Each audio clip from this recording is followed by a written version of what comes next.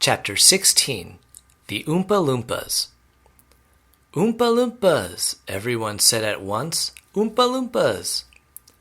Imported direct from Loompaland, said Mr. Wonka proudly. There's no such place, said Mrs. Salt. Excuse me, dear lady, but... Mr. Wonka, cried Miss Salt, I am a teacher of geography. Then you will know all about it, said Mr. Wonka. And oh, what a terrible country it is! Nothing but thick jungles infested by the most dangerous beast in the entire world.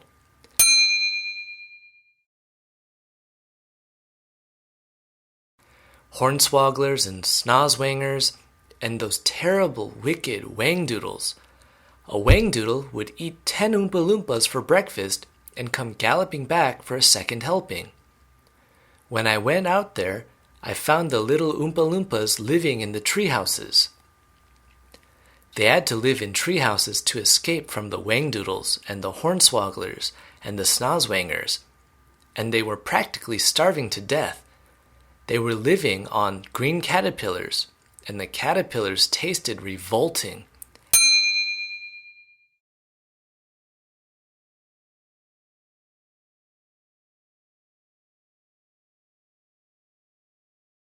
And the Oompa Loompas spent every moment of their days climbing through the treetops looking for other things to mash up with the caterpillars to make them taste better.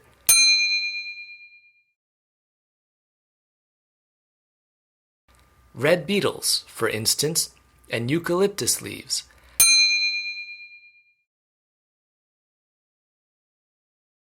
And the bark of the bongbong tree, all of them beastly, but not quite so beastly as the caterpillars. Poor little Oompa Loompas. The one food that they longed for more than any other was the cacao bean. But they couldn't get it. An Oompa Loompa was lucky if he found 3 or 4 cacao beans a year. But oh, how they craved them!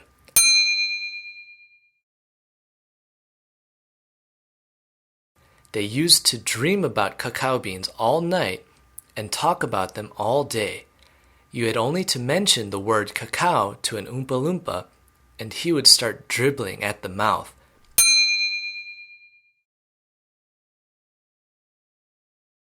The cacao bean, Mr. Wonka continued, which grows on the cacao tree, happens to be the thing from which all chocolate is made. You cannot make chocolate without the cacao bean. The cacao bean is chocolate. I myself use billions of cacao beans every week in the factory. And so, my dear children, as soon as I discovered that the Oompa Loompas were crazy for this particular food, I climbed up to their treehouse village and poked my head through the door of the treehouse belonging to the leader of the tribe. The poor little fellow, looking thin and starved, was sitting there trying to eat a bowl full of mashed up green caterpillars without being sick.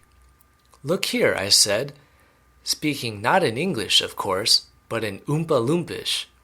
Look here, if you and all your people will come back to my country and live in my factory, you can have all the cacao beans you want. I've got mountains of them in my storehouses. You can have cacao beans for every meal. You can gorge yourselves silly on them.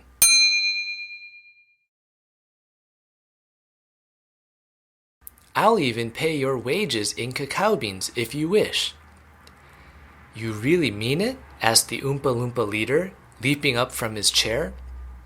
Of course I mean it, I said, and you can have chocolate as well. Chocolate tastes even better than cacao beans because it's got milk and sugar added. The little man gave a great whoop of joy and threw his bowl of mashed caterpillars right out the treehouse window. It's a deal, he cried. Come on, let's go. So I shipped them all over here, every man, woman, and child in the Oompa Loompa tribe. It was easy. I smuggled them over in large packing cases with holes in them.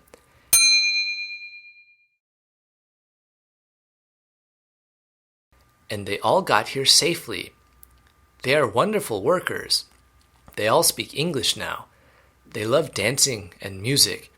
They are always making up songs. I expect you will hear a good deal of singing today from time to time. I must warn you, though, that they are rather mischievous.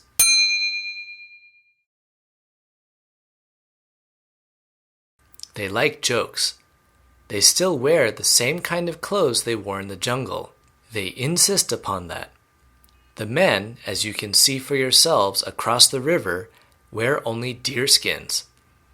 The women wear leaves, and the children wear nothing at all. The women use fresh leaves every day. "Daddy!" shouted Veruca Salt, the girl who got everything she wanted. "Daddy, I want an Oompa Loompa. I want you to get me an Oompa Loompa. I want an Oompa Loompa right away. I want to take it home with me. Go on, Daddy, get me an Oompa Loompa." "Now, now, my pet," her father said to her, "we mustn't interrupt Mr. Wonka." "But I want an Oompa Loompa," screamed Veruca. "All right, Veruca, all right. But I can't get it for you this second. Please be patient. I'll see you have one before the day is out." "Augustus!" shouted Mrs. Gloop. "Augustus, sweetheart, I don't think you had better do that." Augustus Gloop, as you might have guessed, had quietly sneaked down to the edge of the river.